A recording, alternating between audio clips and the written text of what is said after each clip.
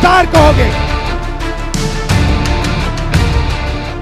नमस्कार, आप देख रहे हैं न्यूज एक्सप्रेस और मेरा नाम है ऋतिक ठाकुर।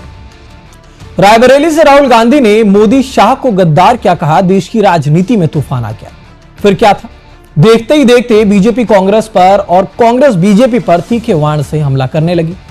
उसी कड़ी में यूपी कांग्रेस के प्रदेश अध्यक्ष अजय राय ने पीएम मोदी के लिए जिस भाषा का इस्तेमाल किया, उसने सिर्फ राजनीतिक गलियारों में नहीं बल्कि सोशल मीडिया से लेकर जनता के बीच एक बहस छेड़ दी। और अब इस बयान पर बीजेपी ने ऐसा पलटवार किया है कि पूरा मामला सियासी संग्राम में बदल गया। कांग्रेस बनाम बीजेपी की लड़ाई तब सिर्फ विचारधारा की नहीं रही, उसके बाद ये लड़ाई भाषा, संस्कार और राजनीतिक मर्यादा तक पहुंच चुकी है। खबरों की अगर माने तो महुआ में आयोजित एक कार्यक्रम के दौरान यूपी कांग्रेस अध्यक्ष अजय राय ने प्रधानमंत्री मोदी के खिलाफ अपशब्दों का इस्तेमाल किया। बयान सामने आते ही बीजेपी हमलावर हो गई और मोर्चा संभाला योगी आदित्यनाथ ने। सीएम योगी ने अजय राय को जवाब देते हुए कहा, प्रधानमंत्री नरेंद्र मोदी के विषय में उत्तर प्रदेश कांग्रेस अध्यक्ष द्वारा की गई अभद्र, असंसदीय और अक्षम्य टिप्पणी कांग्रेस के राजनीतिक कुसंस्कारों को प्रकट करती है। कांग्रेस नेतृत्व पर सीधा निशाना साधते हुए कहा कि कांग्रेस अब हताशा, निराशा, कुंठा और मानसिक दिवालियेपन के शीर्ष स्तर पर पहुंच चुकी है। यानी कि बीजेपी इस बयान को सिर्फ एक नेता की जुबान फिसलना नहीं मान रही, बल्कि इसे कांग्रेस की राजनीतिक संस्कृति बता रही है। और फिर मैदान में उतरे यूपी बीजेपी अध्यक्ष पंकज चौधरी। उन्होंने बेहद आक्रामक अंदाज में लिखा, जब होने लगे अंत की आहट तो आने लगी शब्दों में गिरावट। यह सिर्फ जवाब नहीं था, यह कांग्रेस के राजनीतिक भविष्य पर एक तंज था। पंकज चौधरी ने अजय राय को वो पुराना वक्त भी याद दिलाया जब अजय राय बीमार पड़े थे और प्रधानमंत्री मोदी ने सार्वजनिक रूप से उनके जल्द स्वस्थ होने की कामना भी की। बीजेपी अब इस अमानवीय पहलू को सामने रखकर कांग्रेस को अकृतज्ञ और नकारात्मक राजनीति करने वाली पार्टी साबित करने की कोशिश कर रही है।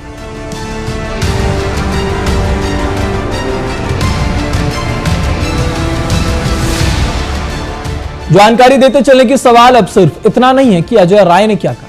सवाल यह है कि क्या भारतीय राजनीति अब उस दौर में पहुंच चुकी है जहां मुद्दे खत्म होते जा रहे हैं और नेताओं की भाषा भी गिरने लगती है, क्योंकि बीजेपी लगातार यही नैरेटिव बना रही है कि विपक्ष के पास जनता से जुड़े मुद्दे नहीं बचे, इसलिए वो व्यक्तिगत हमलों और अपमानजनक भाषा का सहारा ले रहे हैं। पंकज चौधरी ने अपने बयान में यही कहा कि जब जनता के हित, विकास कार्यों और राष्ट्र निर्माण के मुद्दों पर बोलने के लिए कुछ नहीं बचता, तब कांग्रेस के नेता मर्यादा भूलकर व्यक्तिगत टिप्पणी करने लगते हैं। यानी कि बीजेपी इस पूरे विवाद को राजनीतिक हताशा बनाम विकास की राजनीति के फ्रेम में पेश करना चाहती है। लेकिन सवाल कांग्रेस से भी पूछा जा रहा है कि क्या प्रधानमंत्री जैसे संवैधानिक पद पर बैठे व्यक्ति के खिलाफ इस तरह की भाषा उचित है? क्या लोकतंत्र में असहमति का मतलब व्यक्तिगत अपमान हो सकता है?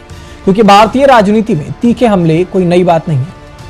नेहरू से लेकर इंदिरा गांधी, अटल बिहारी वाजपेयी से लेकर नरेंद्र मोदी तक हर दौर में नेताओं पर राजनीतिक प्रहार जरूर हुए, लेकिन जब भाषा मर्यादा की सीमा तोड़ दे तब मुद्दा राजनीति से हटकर राजनीतिक संस्कारों तक पहुंच जाता है।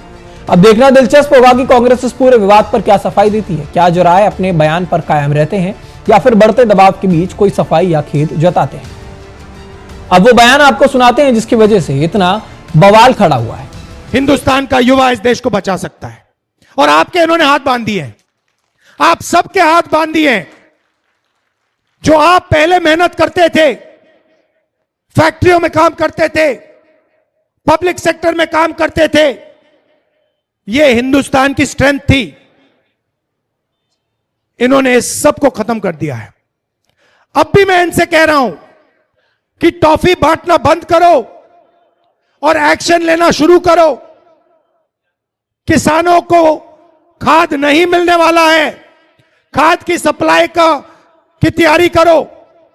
आपका दोस्त अंबानी हिंदुस्तान का तेल आज भी बाहर एक्सपोर्ट कर रहा है। आज भी करोड़ों रुपए का तेल हिंदुस्तान के बाहर जा रहा है। यह तेल हिंदुस्तान को चाहिए, यह तेल हमारे लोगों को चाहिए। वो तेल आप हिंदुस्तान की जनता को दिलवाइए। ये प्रिकॉशंस आपको लेने हैं, ये काम आपको करना है, मगर आप पता नहीं कौन सी दुनिया में हो।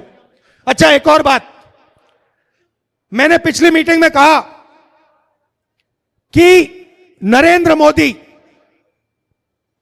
और अमित शाह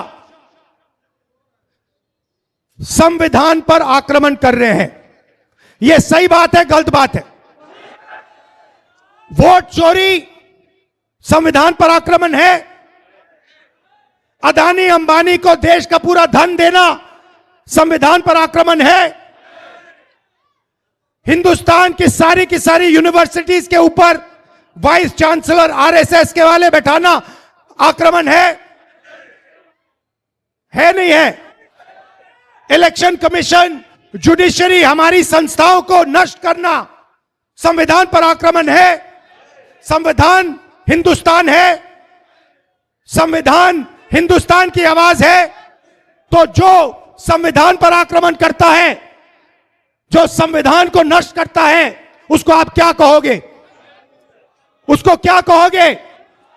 गद्दार कहोगे। तो फिलहाल इस खबर पर आपकी क्या राय बनती है, हमें कमेंट बॉक्स में जरूर बताइएगा। साथ ही साथ देखते रहिए देश दुनिया की तमाम खबरों के लिए न्यूज एक्सप्रेस।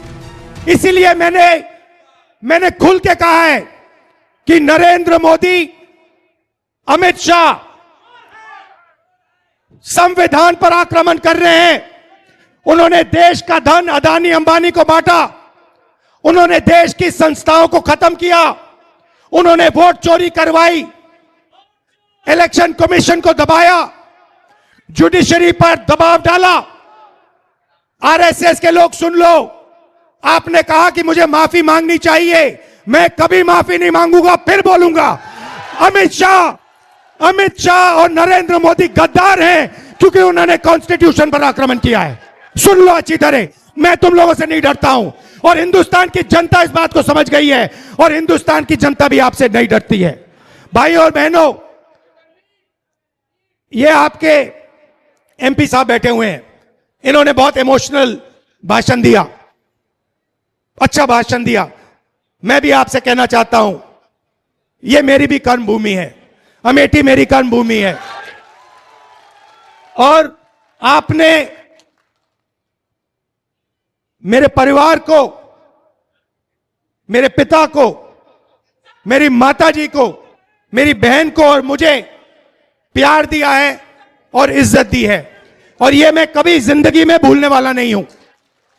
हमारा पारिवारिक रिश्ता है, पारिवारिक रिश्ता है, प्यार का, मोहब्बत का रिश्ता है। राजनीति बाद में आती है, प्यार मोहब्बत का हमारा रिश्ता है, बहुत गहरा रिश्ता है, सालों पुराना रिश्ता है। जो भी आप मुझसे चाहते हो, आप जानते हो, जो भी आप मुझसे चाहते हो, मैं आपके लिए तैयार हूं। जो भी ऑर्डर आपका होगा, मैं उसको पूरा करने के लिए तैयार हूं। दिल से